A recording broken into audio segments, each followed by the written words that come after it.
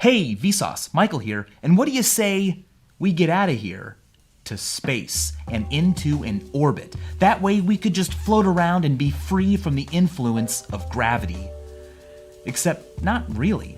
Astronauts orbiting around the Earth experience pretty much the same gravitational pull that you and I are feeling right now. The major difference is that those astronauts are falling constantly towards Earth, but their angular velocity is so large that they're falling just as fast as Earth curves away from them. Now, of course, this is nothing new.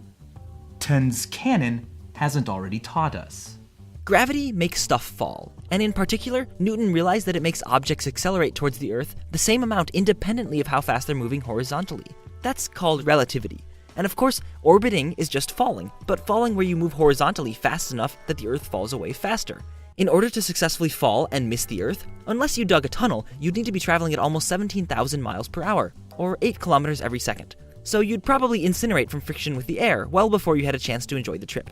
Of course, Newton's thought experiment involved the Earth, but on something smaller like the Moon, the cannon wouldn't have to throw its projectile nearly as fast for it to complete an orbit.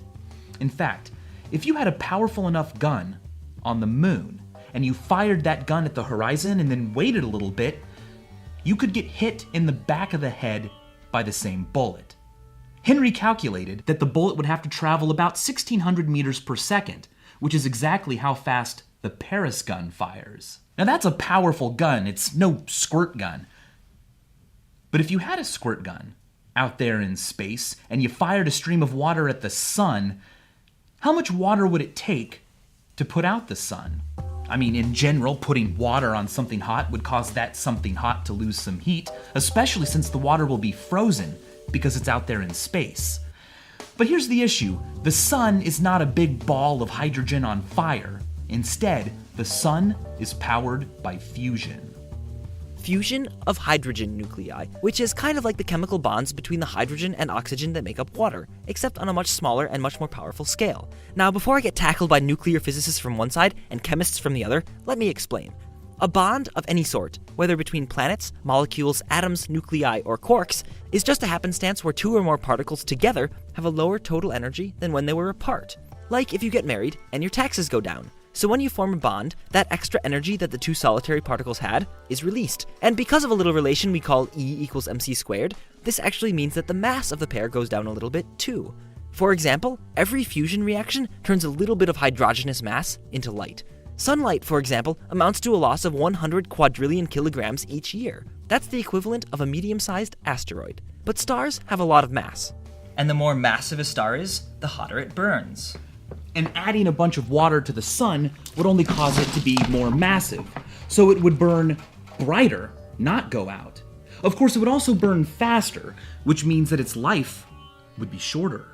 For instance, if you were to add 20 solar masses of water to the sun, you would decrease its life expectancy from the current 5 billion years to only a few hundred million more years. But there's a faster way to put out the sun. Take that water or whatever material you want and shoot it into the sun in a way that causes everything to get spread out and scattered so that there's no longer the critical density needed for fusion to occur. Now, no matter which avenue of putting out the sun you pick, both would be a disaster. Literally. Disaster. From dis meaning against and aster meaning star. You would have literally turned our own star against us. If you were somehow able to avoid that disaster by magically appearing in intergalactic space, here's a fun experiment to try. Take out your gun and fire a bullet. That bullet will be forever alone.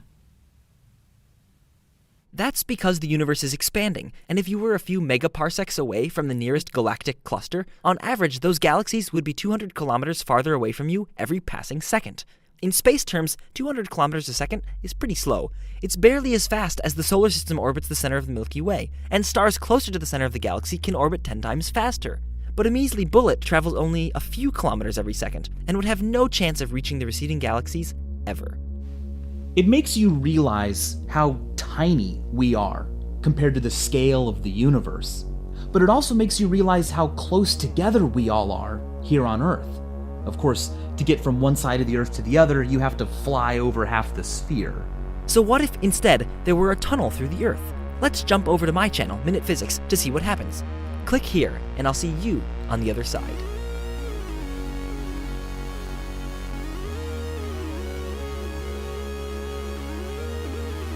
Oh, and as always, thanks for watching.